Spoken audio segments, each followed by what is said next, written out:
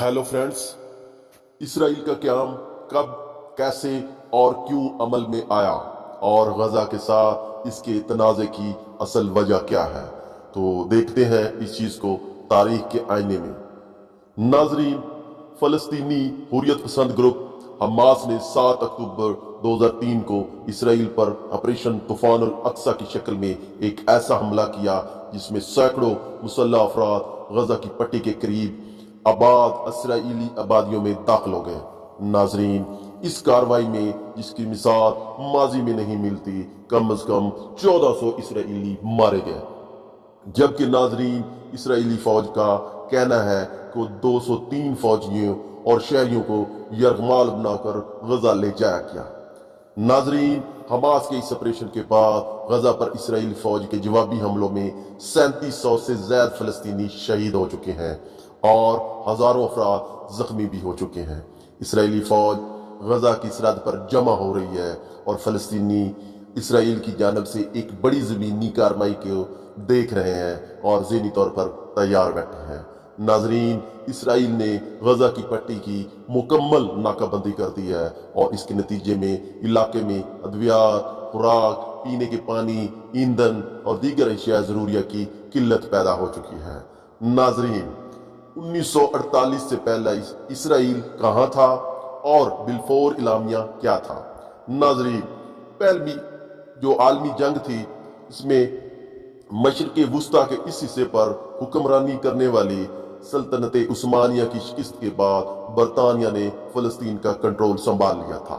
नाजरीन, इस सरजमीन पर इस वक्त यहूदी अक़लियत और अरब अक्सरियत के साथ दीगर छोटे नस्ली गिरोह भी आबाद थे। यहूदियों और अरबों के दरमियान कशीदगी इस वक्त बढ़ी जब आलमी बरादरी ने बरतानिया को यहूदियों के लिए फ़लस्तीन में एक कौमी घर तश्कील देने की जिम्मेदारी सौंपी। जी हाँ नाजरीन, ये काम 1917 के बेलफोर इलामिया के तहत हुआ, जो उस वक्त बरतानिया के वजीर खारजा आर्थर बेलफोर ने बरतानिया की यहूदी बरादरी से किया था। नाजरीन, ये इलामिया फ़लस्तीन पर बरतानवी मैंडेट में शामिल था और 1922 में 9 तश्कील शुदा लीग ऑफ नेशन, जो अक़वाम मुत्तहिदा की पेशरो थी, इसकी तौसीक कर चुकी थी। नाजरीन, यहूदियों के लिए फ़लस्तीन उनके लिहाज से उनका आबाई वतन था, लेकिन इस इलाके में नस्लों से आबाद फ़लस्तीनी अरब इसके दावे के मुखालिफ थे और इन्होंने यहूदियों के लिए एक कौमी घर जैसे बरतानवी इक़दाम की मुखालफत की।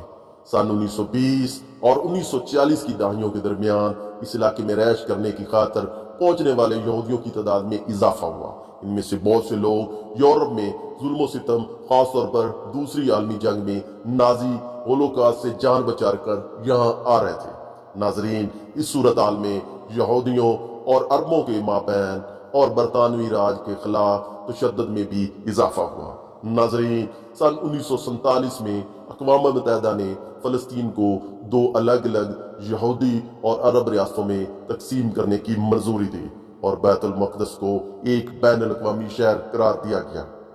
नाजरीन, इस मंसूबे को यहूदी रहनुमाओं ने तो कबूल कर लिया था, लेकिन अरबों ने इसे यकसर मुस्तरद कर दिया और इस पर अमल दरामद नहीं हो सका। नाजरीन, इसराइल का क्या, कैसे और क्यों अमल में आया? नाजरीन, सन 1948 में इस मसले के हल में नाकामी के बाद बरतानिया ने इलाके का कंट्रोल छोड़ दिया, जबकि यहूदियों ने इसराइल नामी रियासत के क़याम का ऐलान कर दिया। इसका मकसद जुल्म सितम से भागने वाले यहूदियों के लिए एक महफूज पनाहगाह के साथ साथ यहूदियों के लिए एक कौमी वतन बनाना था। नाजरीन, यहूदी और अरब जो मुसल्लह या हुर्रियत ग्रुप थे, उनके दरमियान लड़ाई महीनों से सालों तक और इसके बाद ये शिद्दत अख्तियार कर रही थी और इसराइल के क़याम के ऐलान के अगले ही दिन 5 अरब ममालिक ने इस नए मुल्क पर हमला कर दिया। नाजरीन, उसी दौरान लाखों फ़लस्तीनों को इनके घरों से बेदखल कर दिया गया, निकाल दिया गया और इस वाक़े को अल नकबा या तबाही के नाम से याद किया जाता है। नाजरीन, 1949 में जब जंग बंदी के नतीजे में लड़ाई ख़त्म हुई तो इसराइल ने ज़्यादातर फ़लस्तीनी इलाके पर कब्जा कर लिया था। اردن نے اس علاقے پر قبضہ کیا جو غربی اردن یا مغربی کنارے کے نام سے مشہور ہوا، جبکہ مصر نے غزہ پر قبضہ کر لیا۔ بیت المقدس کے مغربی حصے پر اسرائیلی فوج اور مشرقی علاقے پر اردنی فوج کا کنٹرول تھا، کیونکہ وہاں کبھی بھی امن معاہدہ نہیں ہوا تھا۔ ناظرین، اس کے بعد کی جو بھی دہائیاں آئیں ان میں مزید جنگیں اور لڑائیاں ہوئیں۔ ناظرین، سن 1967 میں ہونے والی جنگ میں اسرائیل نے مشرقی بیت المقدس اور غربی اردن کے ساتھ ساتھ شام کی گولان کی پہاڑیوں، غزہ اور مصری جزیرہ نما سینائی پر بھی قبضہ کر لیا۔ ناظرین، زیادہ تر فلسطینی پناہ گزین اور کین اولادیں غزہ اور غرب اردن کے ساتھ ساتھ پڑوسی ممالک اردن، شام اور لبنان میں رہتی ہیں۔ ناظرین، اسرائیل نے نہ تو انہیں اور نہ ان کی اولاد کو ان کے آبائی علاقوں میں واپس جانے کی اجازت دی ہے۔ ناظرین، اسرائیل کا کہنا ہے کہ اس سے ملک مغلوب ہو جائے گا اور یہودی ریاست کے طور پر اس کے وجود کو خطرہ لاحق ہوگا۔ ناظرین، اسرائیل اب بھی مغربی کنارے پر قابض ہے اور پورے جو بیت المقدس کو اپنا دارالحکومت قرار دیتا ہے، جبکہ ناظرین فلسطینی مشرقی بیت المقدس کو اس فلسطینی ریاست کا دارالحکومت قرار دیتے ہیں، جس کے مستقبل میں قیام کے لیے وہ پر امید ہے۔ امریکہ ان چند ممالک میں سے ایک ہے جنہوں نے بیت المقدس کو اسرائیل کا دارالحکومت تسلیم کیا ہے۔ ناظرین، گزشتہ 50 برسوں میں اسرائیل نے غرباً اردن اور مقبوضہ بیت المقدس میں بستیاں تعمیر کی ہیں، جہاں پر اب 7 لاکھ سے زیادہ یہودی رہتے ہیں۔ بین الاقوامی قانون کے تحت ان بستیوں کو غیر قانونی قرار دیا جا چکا ہے، تاہم اسرائیل اسے مسترد کرتا ہے۔ ناظرین، غزہ کی پٹی کیا ہے؟ ناظرین، غزہ زمین کی ایک تنگ پٹی ہے جو اسرائیل اور بحیرہ روم کے درمیان واقع ہے، لیکن جنوب میں اس کی زمینی سرحد مصر سے لگتی ہے۔ ناظرین، صرف 41 کلومیٹر جو کہ 25 میل لمبی بنتی ہے اور 10 کلومیٹر چوڑے اس علاقے میں 20 لاکھ سے زیادہ افراد ہیں اور یہ زمین پر سب سے زیادہ گنجان آباد مقامات میں سے ایک ہے۔ ناظرین، 1948-1949 کی جنگ کے نتیجے میں غزہ پر 19 سال تک مصر کا قبضہ رہا۔ اسرائیل نے 1967 کی جنگ میں غزہ پر قبضہ کیا تھا اور وہ 2005 تک اس پر قابض رہا۔ اس دوران اسرائیل نے وہاں یہودی بستیاں تعمیر کی۔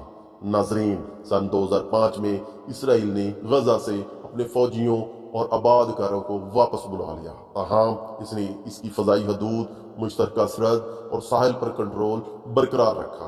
اقوام متحدہ اب بھی اس علاقے کو اسرائیل کے زیر قبضہ سمجھتی ہے۔ ناظرین، اسرائیلیوں اور فلسطینیوں کے درمیان بنیادی مسائل کیا ہیں؟ ناظرین، بہت سے ایسے معاملات ہیں جن پر دونوں فریق متفق نہیں ہو سکتے۔ درج ذیل مسائل ان معاملات میں شامل ہیں۔ نمبر 1، فلسطینی پناہ گزینوں کا کیا ہونا چاہیے۔ نمبر 2، آیا غرباً اردن میں قائم یہودی بستیوں کو باقی رہنا چاہیے یا انہیں ہٹا دینا چاہیے۔ نمبر 3، بیت المقدس کو دونوں فریقوں کو استعمال کرنا چاہیے یا نہیں۔ نمبر 4، اور شاید سب سے مشکل، کہ کیا اسرائیل کے ساتھ ایک فلسطینی ریاست بنائی جا سکتی ہے؟ ناظرین، ان مسائل کے حل کے لیے اب تک کیا کیا کوششیں کی گئی ہیں؟ ناظرین، اسرائیل اور فلسطین کے درمیان امن مذاکرات 1990 اور 2010 کی دہائیوں کے درمیان شروع اور معطل ہوتے رہے ہیں، اور اس کا تعلق خطے میں جو تشدد پھیلتا رہا ہے اس کے لحاظ سے یہ کوششیں کم اور زیادہ ہوتی رہی ہیں۔ ابتدائی دنوں میں مذاکراتی امن ممکن نظر آتا تھا۔ ناروے میں خفیہ مذاکرات کا سلسلہ اوسلو امن عمل میں تبدیل ہوا، جو 1993 میں صدر بل کلنٹن کی صدارت میں وائٹ ہاؤس کے لان میں منعقدہ ایک تقریب میں تاریخ کا حصہ بن گیا۔ اس تاریخی لمحے میں جب فلسطینیوں نے اسرائیل کی ریاست کو تسلیم کیا، وہیں اسرائیل نے اپنے تاریخی حریف فلسطین لبریشن آرگنائزیشن کو فلسطینی عوام کا واحد نمائندہ تسلیم کیا۔ اس معاہدے کے نتیجے میں ایک خود مختار فلسطینی اتھارٹی قائم کی گئی۔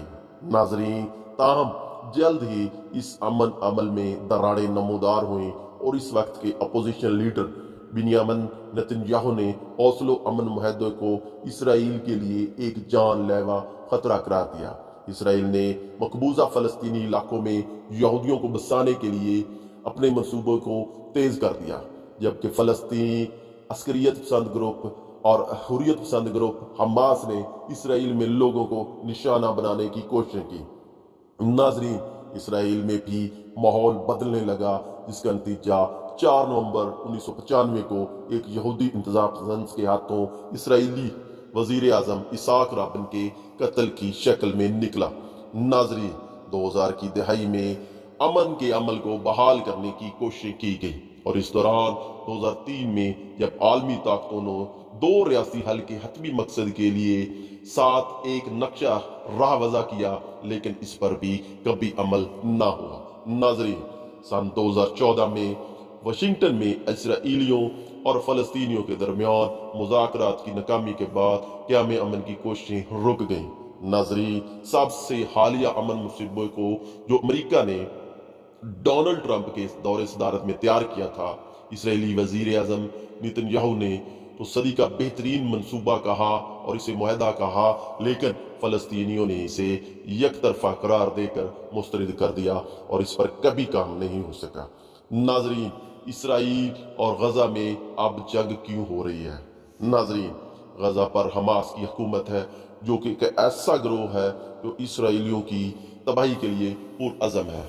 हमास ने 2006 में होने वाले इंतखाबात में कामयाबी हासिल की और अगले साल गरबे उर्दन में सदर महमूद अब्बास की हरीफ तहरीक फतह को बेदखल करके गजा पर कंट्रोल हासिल कर लिया। नाजरीन, इसके बाद गजा में मौजूदा अस्करियत पसंदों ने इसराइल से कई लड़ाइयाँ जो हैं वो लड़ी है। नाजरीन, इसराइल ने मिस्र के साथ मिलकर हमास को अलग थलग करने और हमलों को रोकने की कोशिश की। खासतौर पर इसराइली शहरियों की तरफ से रॉकेटों की अंधाधुंध फायरिंग को रोकने के लिए इसने गजा की जुज़वी नाकाबंदी बरकरार रखी है। नाजरीन, गजा में फ़लस्तीनियों का कहना है कि इसराइल की पाबंदियों और गुंजान आबाद इलाकों पर इनके फ़ज़ाई हमले इज्तिमाई सज़ा के मुतरादिफ हैं। नाजरीन, ये साल मकबूजा गरब उर्दन और मकबूजा बैतुल मक़दस में फ़लस्तीनियों के लिए सबसे मौलिक साल रहा है। नाजरीन, वो इसराइलियों पर हमलों के जवाब में इन इलाकों पर आयद की जाने वाली इसराइली पाबंदियों और फौजी कार्रवाइयों की भी शिकायत करते हैं। नाजरीन, ये कशीदगी हमास के ताज़ा हमले की एक वजह भी हो सकती है, लेकिन ये जो हुर्रियत पसंद आम फ़लस्तीनियों में अपनी मकबूलियत भी बढ़ा रहे हैं, जिसमें यरगमालियों का इस्तेमाल करते हुए इसराइलियों पर दबाव डालना भी शामिल है, ताकि वो अपने जेलों में कैद तकरीबन 4500 फ़लस्तीनियों को रिहा करे। नाजरीन, मौजूदा तनाज़े में इसराइल की हमायत कौन कर रहा है और कौन नहीं कर रहा? नाजरीन, अमेरिका, यूरोपीय यूनियन और दीगर मगरबी ममालिक ने इसराइल पर हमास की हमले की मज़म्मत की है। अमेरिका इसराइल का सबसे करीबी इत्तेहादी है और यहूदी रियासत को $260 अरब से ज़्यादा की फौजी और इक़्तिसादी इमदाद दे चुका है। इसने अब्बास के हमले के बाद इजाफी साजो-सामान, फ़ज़ाई दिफाई मिज़ाइल, गाइडेड बम और गोला बारूद का वादा किया है। नाजरीन, इसने इसराइल के दुश्मनों बिलखसूस लबनान की जो हिजबुल्लाह है, उस तहरीक को जंग में दूसरा मार्च खोलने से रोकने के लिए मशरकी बहरा रूम में 2 त्यारा बरदार जंगी बहरी जहाज भी भेजे हैं। नाजरीन, रूस और चीन दोनों ने हमास की मजम्मत करने से इनकार कर दिया है और कहा है कि वो तनाज़े में दोनों फरीकों के साथ राब्ते बरकरार रखे हुए हैं। रूस के सदर व्लादिमीर पुतिन ने मशरकी वस्ता में अमन की अदम मौजूदगी का जिम्मेदार अमरीकी पुलिसियों को करार दिया है। नाजरीन, ईरान इसराइल का सबसे बड़ा दुश्मन है। हमास के साथ साथ हिजबुल्लाह का कलीदी हामी है, जिसके जो हुर्रियत पसंद हमास के हमले के बाद से तकरीबन रोज़ाना इसराइली अफवाज के साथ फायरिंग का तबादला कर रहे हैं। तो नाजरीन, ये थी हमारी आज की वीडियो। अगर आपको ये वीडियो अच्छी लगी हो तो प्लीज़ इसे लाइक भी कीजिएगा, शेयर भी कीजिएगा और मेरे चैनल को सब्सक्राइब भी कीजिएगा। बहुत शुक्रिया।